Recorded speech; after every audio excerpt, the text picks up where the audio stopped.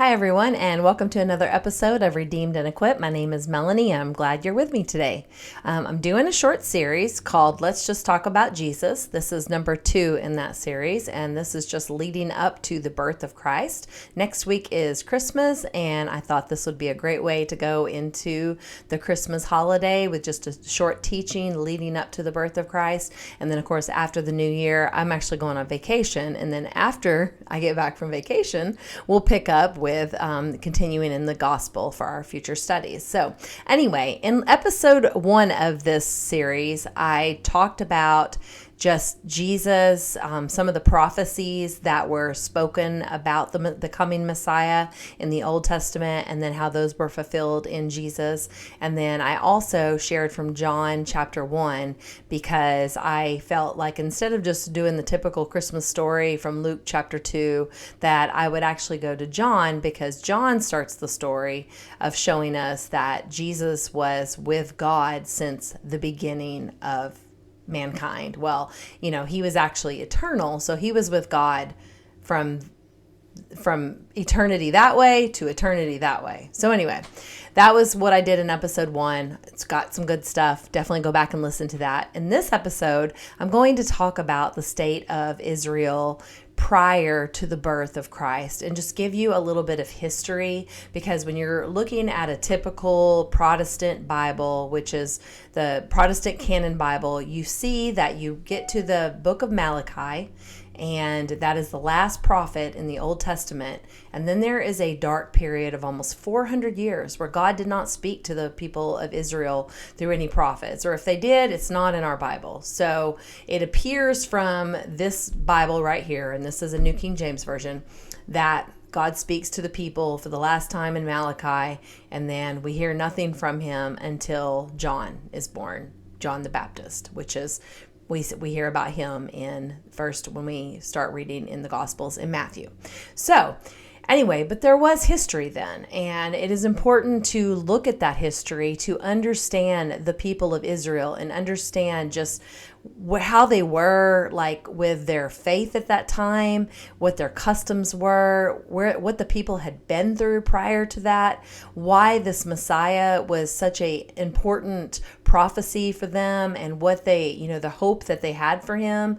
And all of that's going to lead into when we get into the Gospels and we understand why, some people weren't excited that he wasn't this king that, annihilated the Romans and all the people that had persecuted them in the past, So we're going to learn why that was. And we're going to do that by looking prior to his birth. So like I said in the first episode, I talked about how Jesus was with God in the beginning of the creation of the earth. So we went way back to the beginning. And I love in John 1 because he starts it just like Genesis, in the beginning. And we're talking about the beginning of us, not the beginning of eternity, because eternity had no beginning and has no end.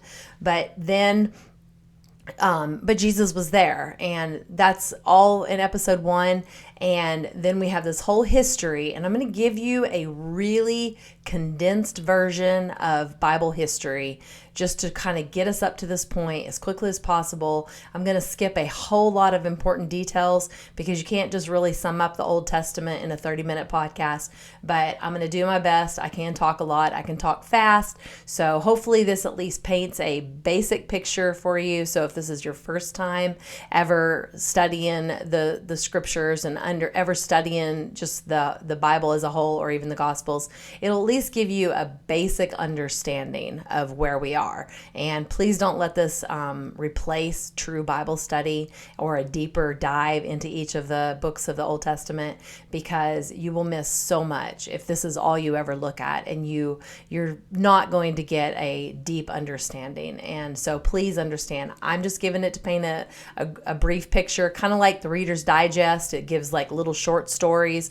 or Cliff's Notes. Call this Melanie's Notes, right? So it is very condensed. And I also want to start by saying I'm sorry for all the noise if you hear that in the background. This is actually take 2 of me recording this episode because they're working. I don't know what they're doing outside, but we've got a big bolt of wire right in front of my house, and we've got like men digging holes and around our trees. So I was recording earlier and there was this pounding in the background. My dogs were going crazy barking, and it was awful. I wouldn't even have put that on the podcast. So I'm actually recording this for a second time, and hopefully they don't start banging on stuff again while I'm recording. But this is the beauty of recording in your home, and I'm in the front of my house with the big window right there. So I just want to preface it with that. Hopefully we'll get through this before they start deciding to bang on something again.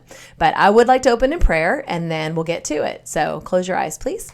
Father, I just thank you so much for this word, Lord God. And I thank you that we are just learning about you, Lord God, and that everyone that's tuning in, Father, will just have a greater understanding of who you are and understand the story of your creation and your redemption through Jesus Christ, Lord God. And I pray that you just prepare our hearts and our minds. Help me to speak clearly and understandably, Lord God. And I just pray, Father, that each and every person walks away with more understanding of who you are and what you have spoken in your word. In Jesus' name, amen. All right, I'm going to try not to be like too Speedy Gonzalez with this. I can start talking really fast, but hopefully I'll slow it down and present it in a way that it's understandable. So I'm going to go back to Genesis. So in Genesis, we are introduced to Abraham. Abraham was called by God to go to the land of Canaan. The land of Canaan, and I'm going to show you, I don't have high-tech gear here. I have a map. The land of Canaan is right here. So on a big map, this is the Mediterranean Sea, okay? And this is the Middle East. Down here is Africa. So Abraham was called to go to the land of Canaan. God called him there, and God made a covenant with him that he would be the father of many nations, that a nation would rise up from him. It's important to note, Canaan was an old man at this time. His daughter Sarah, or not his daughter, gross, his wife Sarah was past childbearing age. So when God told him this, it was like, how is this possible? He hadn't even had a child. Well, God blessed him with a child. He actually blessed him with two. The first child was Ishmael, and this was a whole other story, but Abraham had him with one of his wife Sarah's servant women. And then Abraham had Isaac with Sarah, his wife. Isaac was the promised son from God. And it was through Isaac that God made a covenant with Abraham, and the covenant would be fulfilled through the line of Isaac. So then Isaac grew up, and he had two sons named Jacob and Esau. And Esau is not important for this story because, once again, the lineage continues through Jacob, not Esau.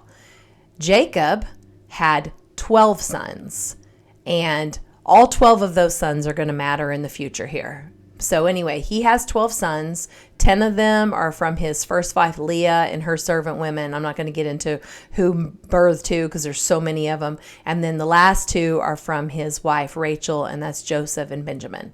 So I'm not going to go through all their names, but fast forward, these 12 sons grow up through some catastrophic events. There's a famine. They end up in Egypt. Well, I'm going to back up. They sold their second youngest brother, Joseph, into slavery, which is what got him ended up in Egypt. And he ended up being elevated to work in the palace. Whole bunch of good stories, all in Genesis. Then there's a famine in the land of Canaan, and through the other 10 brothers going to Egypt for help, Joseph actually helps them despite the fact that they sold him into slavery, and which is why he ended up in Egypt. And all of the other 10 sons of Jacob, plus Jacob, go to Egypt during this famine. Now they're living in Egypt, and they're very favored by the present day Pharaoh of that time. But then when that Pharaoh dies, another Pharaoh raises up. This Pharaoh does not trust, or he doesn't, like these people. He thinks that eventually they're going to turn against him. He enslaves them, and he turns them into slaves. And somewhere along the line, they start to call them the Hebrews. I don't know where that comes from yet.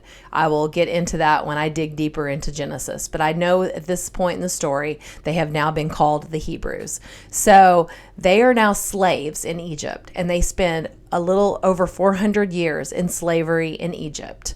God raises up a deliverer among their own people named Moses. Another great story also in Genesis. Moses delivers these people. Well, God delivers these people from the bondage of slavery in Egypt through Moses. Moses leads them out of Egypt. And now they're being told to go back to the land of Canaan, which they now know as the promised land. You got to think about the fact they haven't been in this land for over 400 years because they've been over here in Egypt. Now they're going back there, but other people have occupied this land. But God has told them, no, I promised this land to your ancestor Abraham, and this land is part of my covenant to you, to these people. So they travel back to the promised land. They don't take possession of it when they first get there because they say there's giants in the land. They send 12 spies in for 40 days. 10 of them come out, say we can't take the land. There's giants in the land. They spread fear among the camps. 2 of the spies say yes we can, but it's too late. Everybody's moaning, groaning. They don't believe they can take possession of the land, even though there's a whole lot of cool miracles that just happened in their past. You got to read about it in Genesis. But they don't trust God, and they don't believe they can do it. And as a result, God says, because you were in the land for 40 days and you didn't take possession of the land that I gave you, you're going to spend 40 days wandering in the wilderness. It was a consequence because they didn't trust God. So they spend 40 years wandering in the wilderness, Moses as their leader.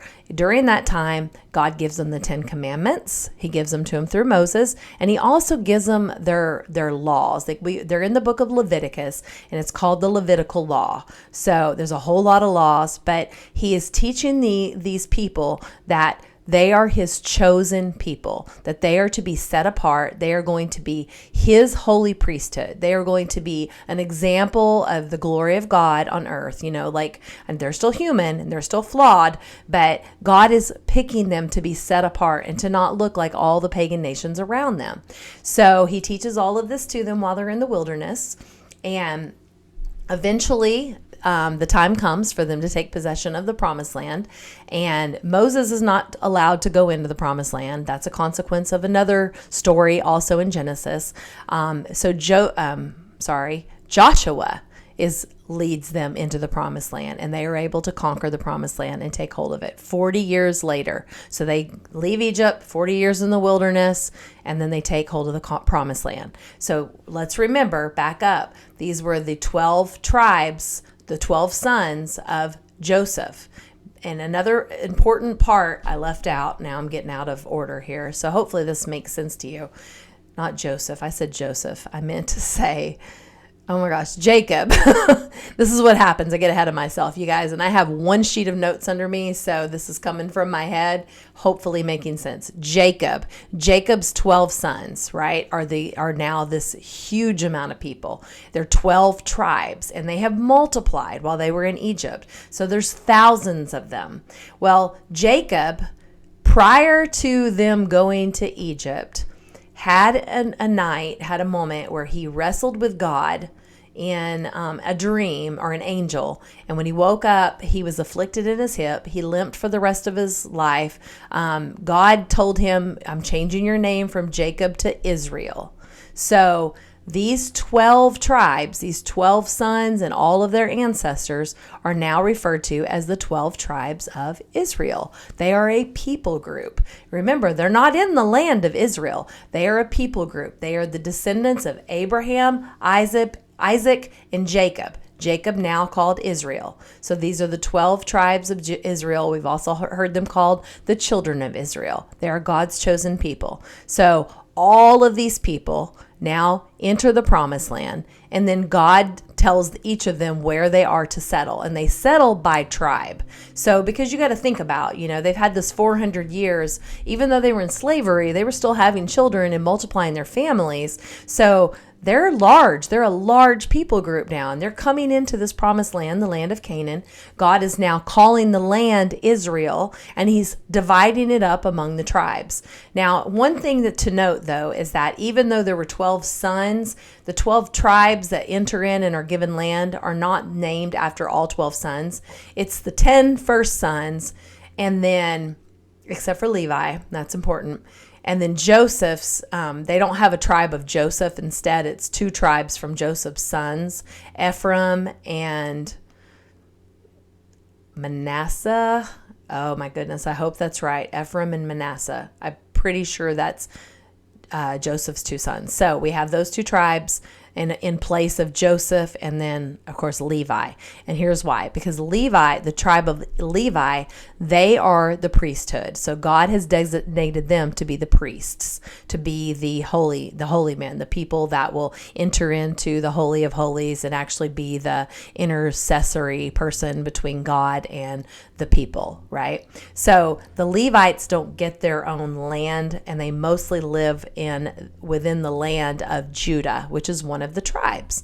Now here's something cool. The land of Judah, which happens to be where Jerusalem is, it's where Bethlehem is, it's where Bethany is, it's where a lot of the action surrounding Jesus's last days and Jesus's birth take place, and that's important.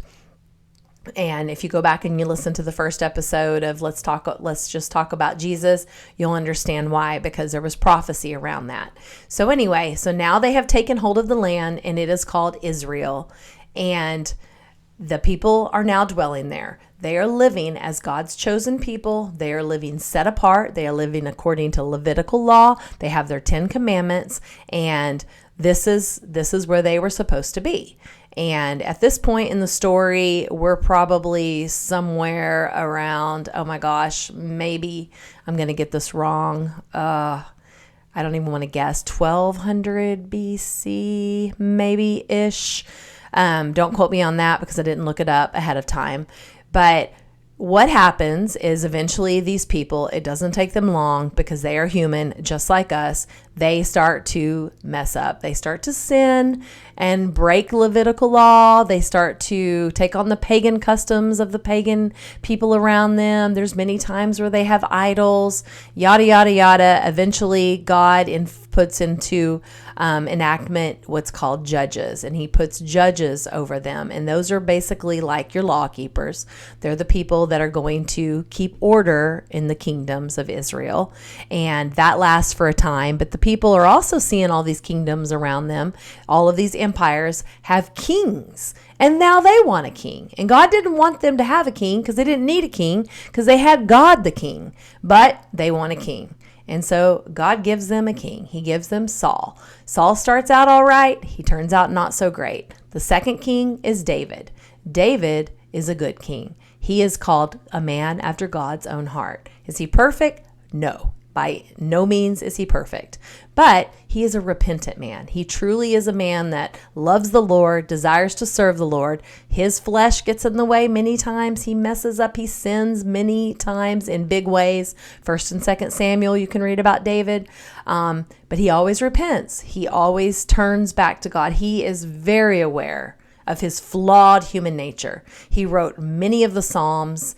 They're beautiful stories that are poetic interpretations of his struggles. And I mean, we can all relate to David. So David was from the tribe of Judah, and it was David established the kingdom in Jerusalem, where eventually that's where I think the palace would have been, and eventually that's where the temple for God would be. And anyway, and that's important. And David was from Bethlehem. So anyway, now we've got it all established why Judah is important, right? Next, David has many sons too, and one of his sons is Solomon. Solomon becomes the next king after David. Solomon is very wise. He builds the temple for God in Jerusalem. He does many great things. He's a wise king, but he has his flaws too. And after his kingship, the next king to take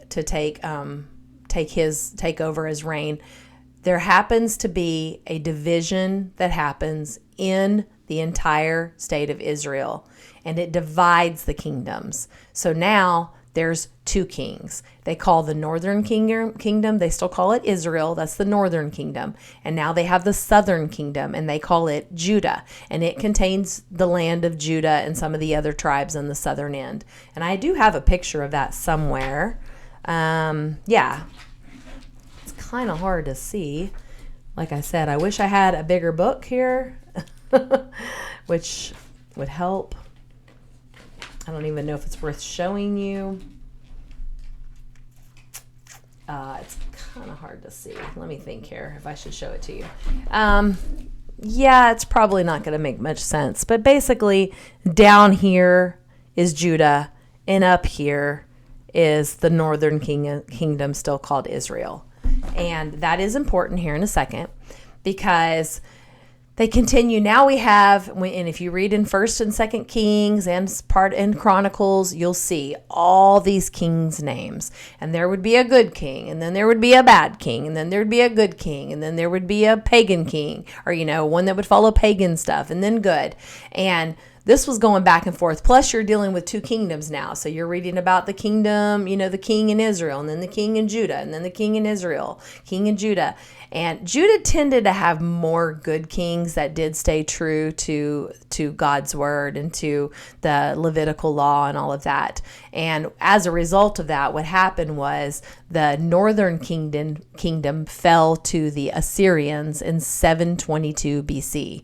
So I think as a result of them just constantly, falling to this, all of the paganism around them, it ended up being their demise. So they fell to the Assyrians. And so then there was a lot of intermarriage there.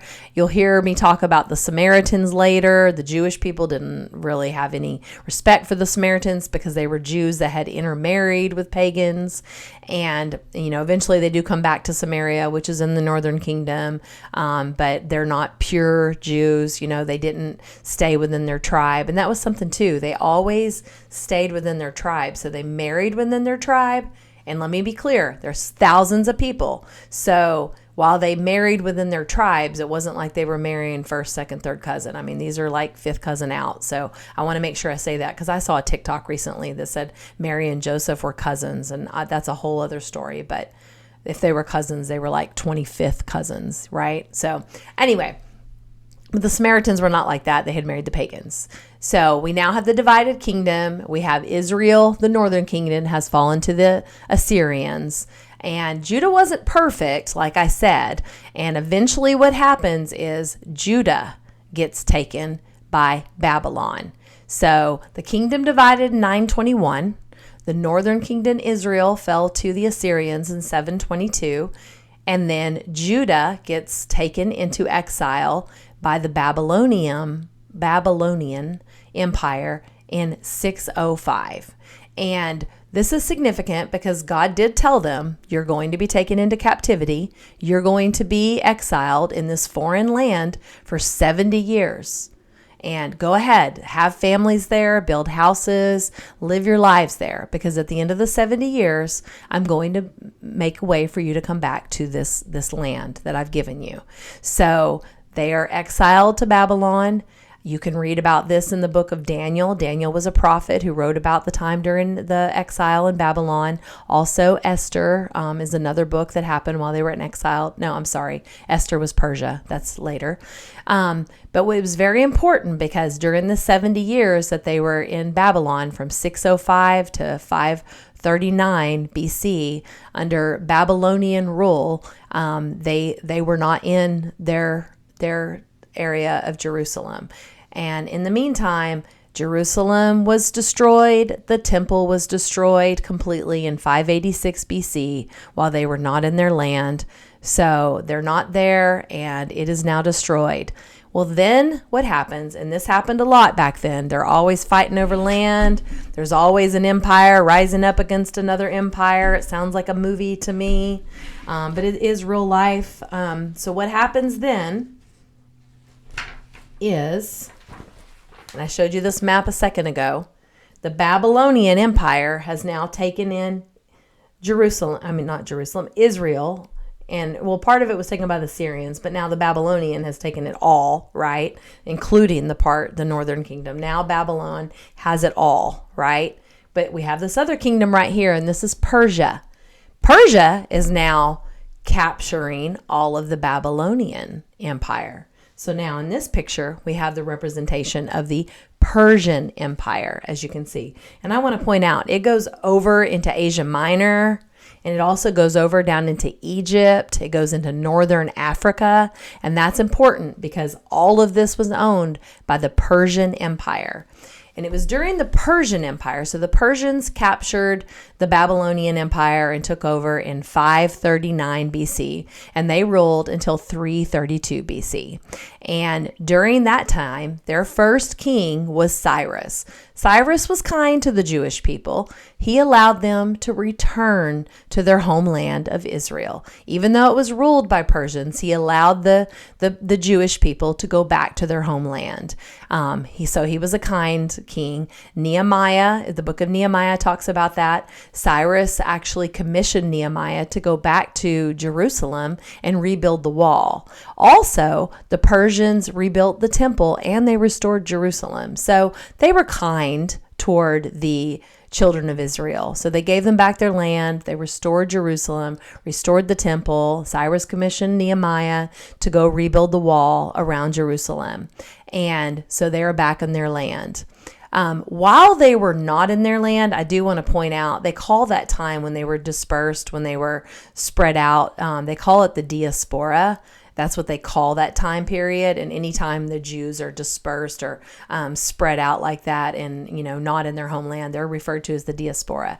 During that time, they started having synagogues. That was the schools where they would teach the young Jewish boys all of the history of their people. And so that wasn't lost through any of this time. They still very much followed their Jewish customs. They followed their Levitical laws.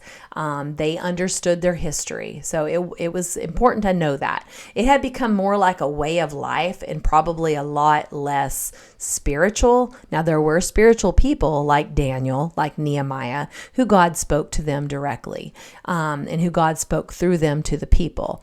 But I wouldn't say that they were as worshipful as they had maybe been when they were originally in the land. So anyway, so back to present. So during the Persian Empire rule over Jerusalem and over Israel, I don't know why I want to say Jerusalem all the time. That is when the last prophetic book was written to the children of Israel, and that is the book of Malachi. And it's very interesting because there's still going to be 2 more empires that are going to rule over them before Jesus is born, and already God is issuing some discipline to the children of Israel because of the way that they have chosen to live. And I'm not even going to read anything from Malachi, but I would like to read just what my Bible intro paragraph says about it, because that'll just give you a picture of where they already are. And we're only at 332 BC. So we're still over 300 years from Jesus being born. And I just want you to see how they already are. It says, Malachi, a prophet in the days of Nehemiah, directs his message of judgment to a people plagued with corrupt priests, wicked practices, and a false sense of security in their privileged relationship with God. So see, they've started to take it for granted that they are God's chosen people. It says, using the question and answer method, Malachi probes deeply into their problems of hypocrisy, infidelity, mixed marriages, divorce, false worship, and arrogance. So sinful has the nation become that God's words to the people no longer have any impact. For 400 years after Malachi's ringing condemnation, God remains silent. Only with the coming of John the Baptist does God again communicate to his people through a prophet's voice. So Malachi is the last prophetic voice to the children of Israel until John the Baptist, which is after 4 BC. So I think John the Baptist was born like 7 BC, 6 BC. So you have to think about this. For 300 years, they did not hear any word from God through the prophets. Now, that doesn't mean that they didn't pray, that they didn't still go to synagogue and still learn the prophecies of this Messiah. But I can imagine that they were starting to really wonder when this Messiah was going to come, because they had now been taken in exile by Babylon, and they're now being ruled by the Persians, and then come the Greeks. So next is the Greek Empire, and it was Alexander the Great who first conquered the Persian Empire and now has come in to Israel. That was starting in 332 BC. He only ruled for 11 years before he died in 323 BC. But during that time, he tried to Hellenize the Israelites. And what that meant was he was trying to enforce Greek religion and Greek custom on them. And you have to remember, even if they weren't the most religious people, they were pretty it was in their custom to live according to Levitical law. It was just who they were at this point. So to have a Greek king come in and try to force this on them, it didn't go over so well. But unfortunately, fortunately, I guess for them, he died 11 years later. But then what happened was there was a lot of dispute because this was a large kingdom. So we saw the picture when I showed you Babylon and Persia. But now you have to remember that was coming from the east. Greece came from the west. So if Greece comes in and now they took over all of this, but Greece was way over here, so they had all of Greece. They had all of Asia Minor. Now they had all of the Persian Empire. I'm doing a horrible job with this book. And they had all of this northern part of Africa, including Egypt. So anyway, what happened was several of these rulers in this Greek empire, they did not agree after Alexander the Great died. It ended up being there were 4 subgroups that formed out of that. We're going to focus on one. It was the Syrians. There's another word they used for it, and I couldn't pronounce it, so I'm just going to say the Syrians. And the Syrians ended up being the ones that were ruling over Israel. And there was a Syrian ruler in particular named Antiochus IV. And you got to remember, they're trying to force this Greek way of life on these very Jewish people that are, even if they are wicked and all the things that I read about in Malachi, they are still, Jewish by the way that they live their life and their customs. He goes so far as to desecrate the temple by, number one, placing an altar to Zeus, the Greek god, in the temple itself. And then he sacrifices swine flesh, which is pig flesh. And I'm going to tell you right now, Jewish people say pork is filthy. It is a filthy animal. It's written about in Leviticus. They do not touch it. They do not consume it. It is filth. And so to have a pig sacrificed on the altar in the temple was the ultimate desecration. So as you can imagine, it caused them to rise up in a revolt. And it was first a priest. His name was Mattathias Maccabeus. He had many sons. One son we're going to talk about in particular, Judas Maccabeus. And they rose up and started a revolt against these Assyrians, the subgroup of the Greek Empire, right? And they fought them and they won. And this is what's cool. So the canon Bible of the Protestants does not contain the books of 1 and 2 Maccabees, but the Catholic Bible does. We call them apocryphal books. They are history books, but they didn't make it into the final Protestant Bible. But you're not going to know this history if you don't read the Maccabees. Either that or you're going to have to go read Josephus, which is a historical book written by a Jewish historian. But this is important because the Maccabees, they led this revolt. They were able to take back Israel from the Syrians. And so you got to think about, they've been in captivity, northern Israel since 722 BC. And then, of course, the southern kingdom since 605 BC. They take it back in 164 BC. So we're talking 600 years where they haven't ruled their own kingdom. And now for the first time, they are ruling their kingdom again. And here's something really cool that happens during this time. The first thing they do is they cleanse the temple and they rededicate it. And they have this wonderful celebration. It's an 8-day feast. They call it the dedication, the Feast of Dedication. It's also called the Feast of Lights, or the Feast of Lamps, because they lit all of the candles and the lamps in the temple and they kept them burning for 8 days while they celebrated. And guess what holiday comes from that? Hanukkah. So when you're seeing Jewish families celebrate Hanukkah, they're celebrating this one last time that the Jewish people actually ruled their own land. And it was thanks to the Maccabees. So the Maccabees, they call it the Maccabees. Their last name was Maccabees. Anyway, it's pretty cool. So this one last time that they actually ruled their own kingdom prior to Jesus was from 166 to 63 BC. They call it the Hasmonean dynasty. And during that time, so once they took it back, now the Maccabees family, they took positions as kings over this Hasmonean dynasty that is all of Israel again. You know, even though they're still called Israel and Judah, they're all united again. You've got the Maccabees family. They go through several, decades or generations of kingship. And then finally what happens is, remember, Greece was still owning everything around them, but we had another kingdom even further west, Rome. And Rome was now conquering all of Greece and slowly conquering until eventually Rome conquered Israel, along with all of what had been Persia and Babylon, and of course the northern parts of Africa, including Egypt as well.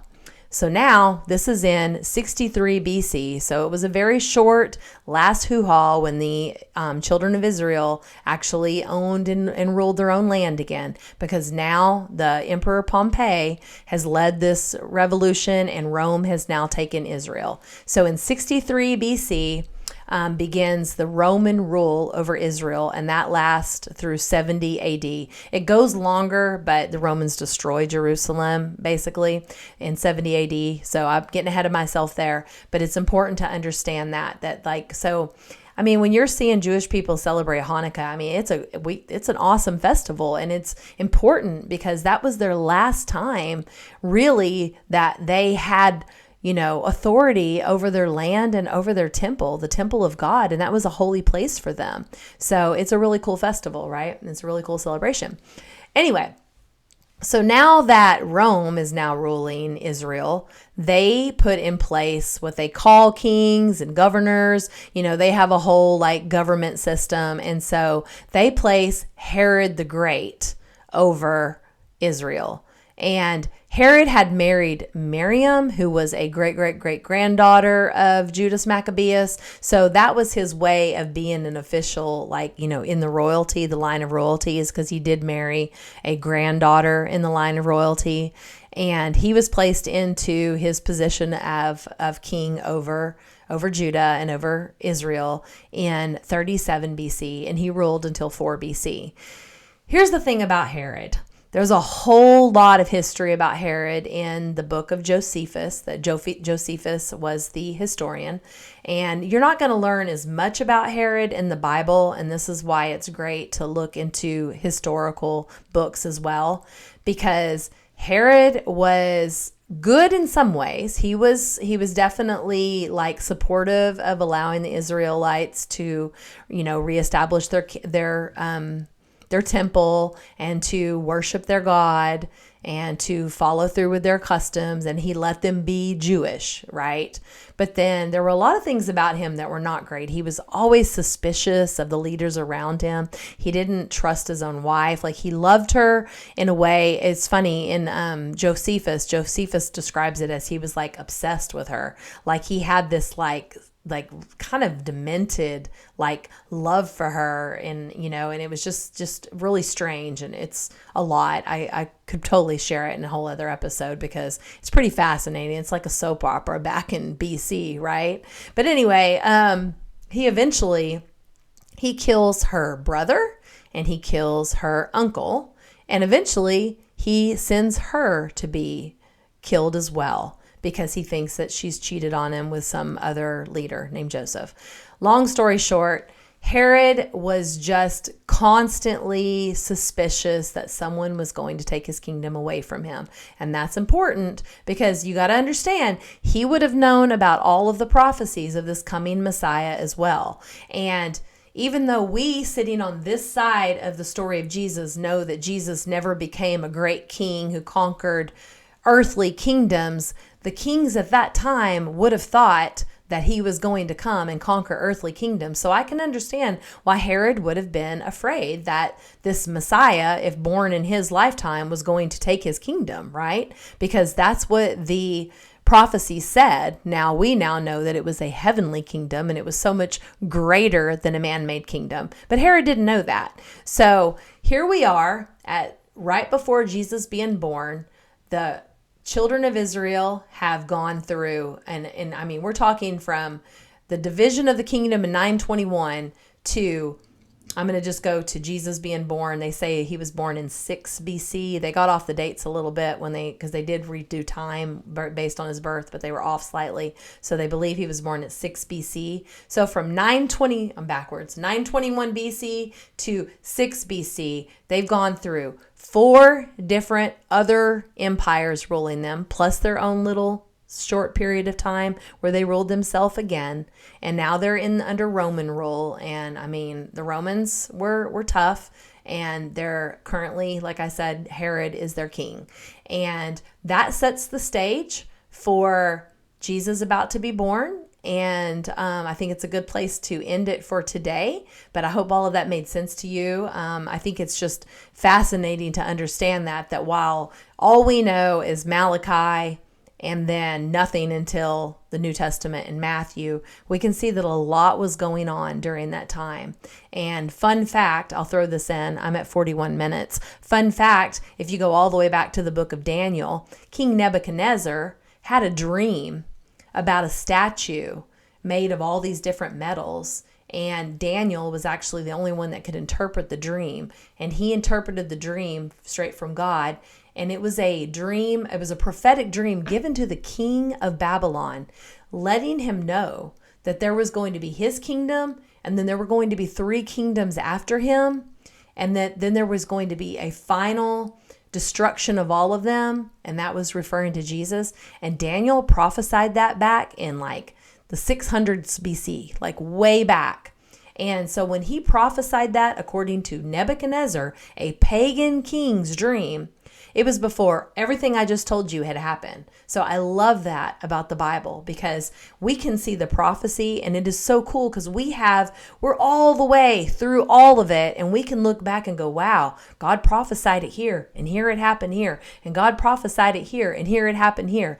And it just, I don't know, it just really strengthens your faith when you think about it, because nothing that will ever happen, even in our lifetime, should be a surprise, because God already knows what's going to happen. And He's told us. He's told us all the way to the end. We have Revelation. We have the book of Revelation. So He has given us the story, and we can be certain that He is true to what He said will come. So I'm going to leave it with there. And the next episode, I'm going to pick up with the birth of Christ. Well, slightly before that. And we're just going to spend the next few episodes prior to Christmas just preparing for the nativity story.